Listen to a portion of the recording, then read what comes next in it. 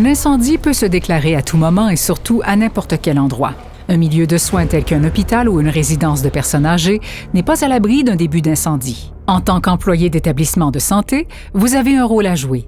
Les patients ainsi que vos collègues comptent sur vous pour être en sécurité s'il survient un début d'incendie.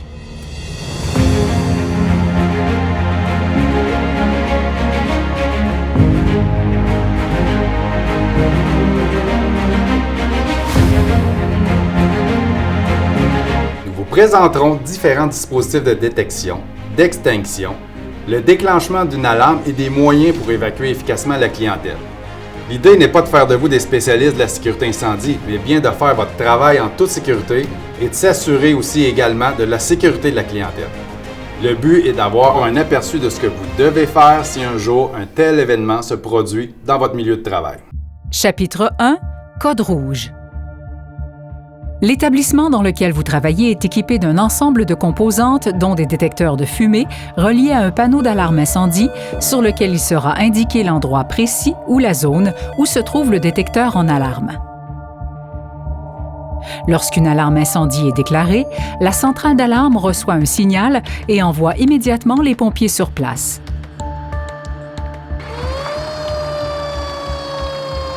Une alarme incendie peut également être déclenchée de différentes façons, soit en activant une station manuelle, par une détection de chaleur ou encore par le déclenchement d'un système de gicleur. Sans oublier de toujours faire le 911 pour signaler l'urgence. Attention, attention! Code rouge, 5e... Afin de prévenir l'ensemble de l'établissement, le lancement du code d'urgence se fera entendre dans les haut-parleurs de l'établissement. Si l'établissement dans lequel vous travaillez n'a pas de téléphoniste, vous devez composer alors directement le 911. Plusieurs relais peuvent être activés lors du déclenchement d'une alarme incendie, telles que les portes coupe-feu qui vont se fermer. Ces portes sont conçues pour résister au feu pendant une période de temps, mais elles ont comme fonction première d'empêcher la fumée de se propager dans le reste du bâtiment. Les autres relais peuvent être par exemple l'arrêt de la ventilation et ou la fermeture des hottes des cuisines. Les ascenseurs peuvent aussi être reliés au panneau d'alarme et dans ce cas-ci, descendraient au niveau de la sortie pour permettre aux personnes qui se trouvent à l'intérieur d'évacuer vers l'extérieur. Les ascenseurs demeurent inutilisables jusqu'à la fin du code. Seuls les pompiers pourront utiliser les ascenseurs qui sont prévus expressément à leur usage. En aucun cas, vous ne pouvez prendre un ascenseur lors d'une alarme incendie. Un autre aspect très important que vous devez absolument avoir en tête lors d'un code rouge en établissement de soins, en particulier dans des résidences de personnes âgées ou encore dans une aile psychiatrique. Toutes les portes de sortie qui sont habituellement verrouillées seront déverrouillées pour permettre l'évacuation du bâtiment. Il est aussi important pendant, mais aussi à la fin d'un code rouge, de vérifier que toutes les personnes sont présentes, autant les patients que le personnel. Lors du réarmement du panneau d'alarme, les portes qui ont été déverrouillées suite à l'alarme seront de nouveau verrouillées et un usager pourrait être coincé à l'extérieur de l'établissement. Lorsqu'un début d'incendie se déclare dans la chambre d'un de vos usagers, ou peu importe l'endroit, il est important de se rappeler ces 4 étapes que l'on nomme le SABI. S est pour sauver les personnes en danger immédiat.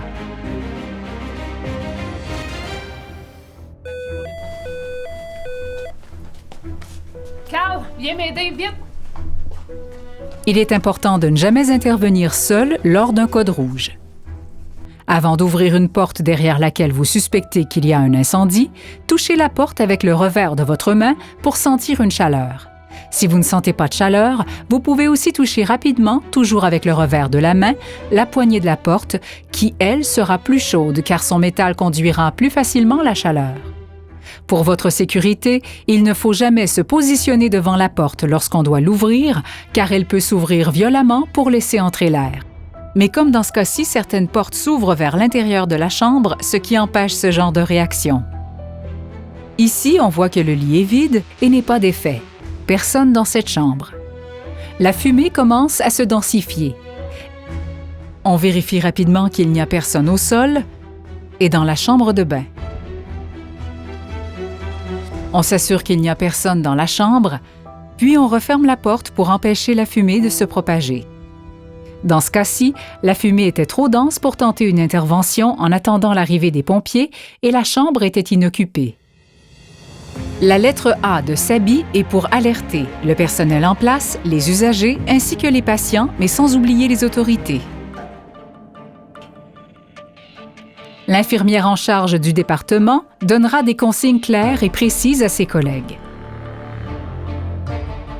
Dans ce cas-ci, qui se déroule dans un établissement où il y a des téléphonistes 24 heures sur 24, les employés vont transmettre les informations à la téléphoniste qui, elle, se chargera d'aviser le 911. Oui, téléphoniste? Oui, c'est Sylvain d'Hygiène au 5B. C'est pour vous informer qu'il y a un début d'incendie au local 5468. C'est pour déclencher le code rouge. Oui, bonjour, ici la téléphoniste de l'Hôtel-Dieu d'Arthabasca. C'est pour vous dire qu'on a un début d'incendie. Dans tous les autres types d'établissements, les employés aviseront directement le 911. La lettre B du SABI est pour barricader, afin d'empêcher la propagation de la fumée et ainsi bénéficier de plus de temps pour intervenir, limitant ainsi les conséquences. Allez voir les patients, expliquez-leur ce qui se passe. Vous refermez les portes pour que la fumée rentre. Marie, j'ai besoin de la liste des médicaments et la liste des usagers. Monsieur Michaud, on est présentement en alarme incendie. Les pompiers sont en direction. Demeurez calme, restez dans votre chambre, on va venir vous voir dans quelques minutes.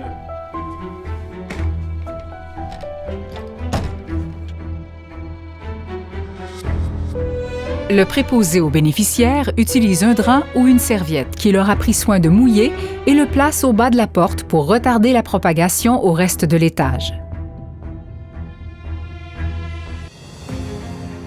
Le I de SABI est pour intervenir. Autrement dit, s'il nous est possible d'intervenir sécuritairement en attendant l'arrivée des pompiers. Va chercher l'extincteur vite.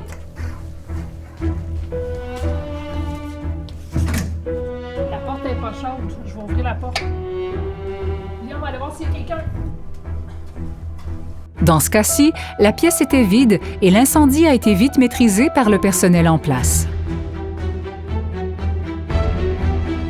Prenons maintenant la même situation au même endroit, mais cette fois-ci avec un usager présent dans la chambre. Nous allons devoir déclencher le code vert, soit procéder à l'évacuation verticale ou horizontale des usagers. Madame Larose, on va sortir de votre chambre. L'incendie se limite dans la poubelle et avec une fumée un peu moins dense, nous avons un visuel de l'ensemble de la pièce, ce qui permet aux employés sur place de constater rapidement l'état de la situation et de décider d'évacuer les patients de leur unité vers une autre unité. Il est à noter que plusieurs méthodes d'évacuation existent. En voici une qui démontre la technique la plus commune avec aucun équipement. Madame Larose, je vais vous évacuer. Restez calme, ça va bien aller. L'infirmière commence par enlever la couverture sur le patient. Elle soulève ensuite la tête du patient et saisit un premier oreiller et repose légèrement mais rapidement la tête du patient. Elle place ensuite l'autre oreiller sous les talons du patient. À l'aide du drap contour, elle entoure les jambes et le corps du patient pour bien envelopper les pieds et les jambes. Elle place un oreiller par terre vis-à-vis le milieu du lit, l'endroit où les fesses du patient vont toucher le sol. L'infirmière se place ensuite à la tête du lit du patient et roule le haut du drap contour pour en faire 2 poignées en dessous des omoplates du patient. Elle n'arrête pas son élan et se dirige vers la porte avec le patient. Veuillez retenir que vous ne devez jamais mettre votre vie en danger.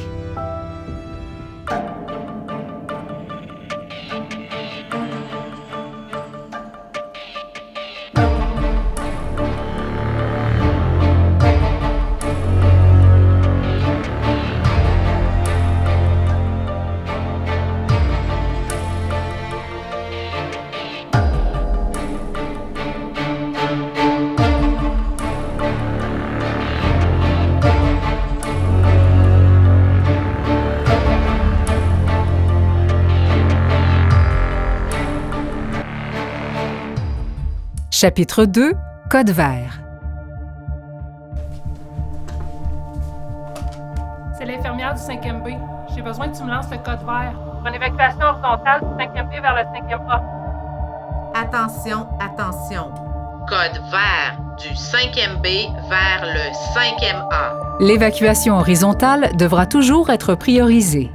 Cette dernière implique le déplacement des personnes d'une zone sinistrée et leur transfert vers une zone sécuritaire située au même niveau de plancher de l'autre côté des portes coupe-feu. Elle doit être exploitée au maximum avant de passer à l'évacuation verticale.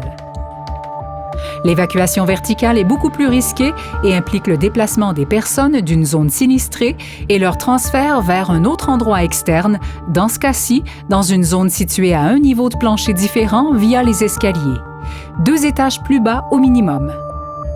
Suite à l'évacuation de l'étage sinistré, vous devez évacuer les autres étages. Commencez alors par les étages supérieurs à l'étage sinistré. La plupart des établissements hébergeant une clientèle à mobilité réduite ont un système de codification pour les priorités d'évacuation qui servira une fois les patients sortis de leur chambre pour une éventuelle évacuation vers un autre endroit plus sécuritaire. Cette information essentielle devra être communiquée aux pompiers lors de leur arrivée. Prenons par exemple un système de codification par couleur. Les usagers sont codifiés en 3 couleurs selon leur niveau de mobilité. Cette codification permet de connaître rapidement leur état de mobilité afin d'établir les priorités d'évacuation pour sauver le plus de gens possible si on doit évacuer l'endroit. Cette information est déterminée lors de l'arrivée du patient sur l'unité de soins et sera réévaluée quotidiennement. L'ordre de priorité d'évacuation devra favoriser l'évacuation des codés verts en premier, suivi des usagers codés jaunes, puis des cas plus lourds, les rouges. Comme vous venez de le constater, les usagers de votre établissement comptent sur vous en tout temps et ce, encore plus lorsqu'un incendie se déclare. Dans ce que nous venons de voir, la rapidité d'exécution du personnel et les bonnes connaissances des procédures ont fait toute la différence et ont permis un déroulement d'intervention sécuritaire et efficace, ce qui a aussi empêché le développement d'un sinistre beaucoup plus grave et de plus grande envergure. Cette formation et celles offertes dans nos installations sont essentielles et peuvent sauver des vies. Votre établissement est muni d'un plan opérationnel de mesures d'urgence appelé le POMU. Il est disponible partout dans les établissements du CIUS-MCQ. Les personnes désignées en autorité ont à leur disposition un plan opérationnel de mesures d'urgence détaillé appelé le POMUD, qui est aussi disponible sur votre unité. Voici maintenant un petit résumé des points importants à retenir ainsi que quelques petits conseils pratiques. Une partie importante d'une bonne coordination lors d'interventions en situation d'urgence, telle qu'un incendie, est une bonne communication et la connaissance des procédures.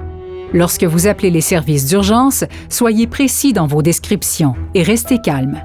Répondez le plus précisément possible aux questions qui vous seront posées, telles que adresse, nature du sinistre, est-ce qu'il y a des victimes et quels sont leur état, votre nom complet, etc. Il est important de ne jamais raccrocher en premier. Il faut aussi se rappeler que les portes coupe-feu jouent un rôle essentiel pour empêcher la propagation de la fumée et retarder le développement de l'incendie. Elles se ferment automatiquement lors d'une alarme incendie. Il est donc très important de ne jamais obstruer ces portes. Il est interdit de mettre quoi que ce soit devant une porte coupe-feu car vous pourriez empêcher son bon fonctionnement.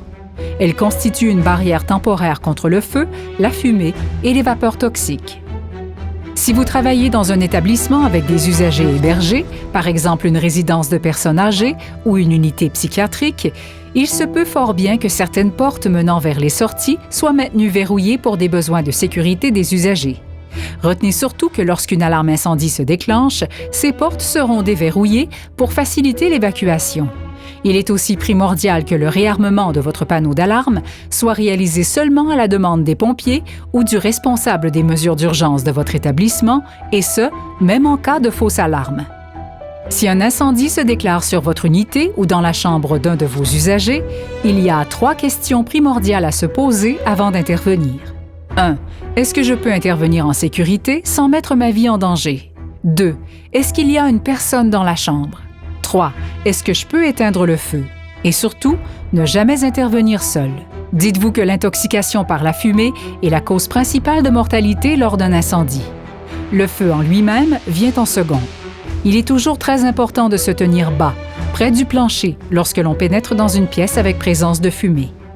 Si vous devez procéder à une évacuation d'urgence, commencez par les chambres adjacentes au foyer de l'incendie. Par la suite, occupez-vous de la chambre en face et celle au-dessus de la chambre en feu. Ensuite, procédez à l'évacuation des autres chambres en fonction des codes de couleur pour les priorités d'évacuation. S'il vous est impossible de réaliser une évacuation horizontale, c'est-à-dire sur le même niveau d'étage que l'incendie, vous devrez mettre en exécution les protocoles de l'évacuation verticale tels qu'indiqués dans votre guide des mesures d'urgence, le POMUD, disponible sur votre lieu de travail. Vous pouvez vous servir des objets mis à votre disposition sur votre unité, tels que des fauteuils roulants, civières ou des brancards, pour vous aider à évacuer. Un lieu de rassemblement extérieur est déterminé par votre organisation. Il est important de connaître son emplacement. Pour conclure, il est important lorsqu'un incendie se déclare dans votre milieu de travail de bien connaître vos procédures de mesures d'urgence afin qu'elles soient exécutées rapidement et efficacement. Les formations offertes à tous les employés gestionnaires sont obligatoires et importantes afin d'assurer la sécurité de chacun et de limiter les dommages. Le POMU et le POMUD sont des outils à votre disposition. Vous pouvez les consulter à tout moment. Vous êtes un atout important pour assurer le bon déroulement de ce type d'événement. Vos collègues et les usagers comptent sur vous. Au nom de toute l'équipe de sécurité et des mesures d'urgence du CIUS de la Mauricie et du Centre du Québec, je vous remercie d'avoir visionné cette capsule et vous invite à vous joindre à nous lors des formations et exercices déployés dans vos milieux de travail. À bientôt!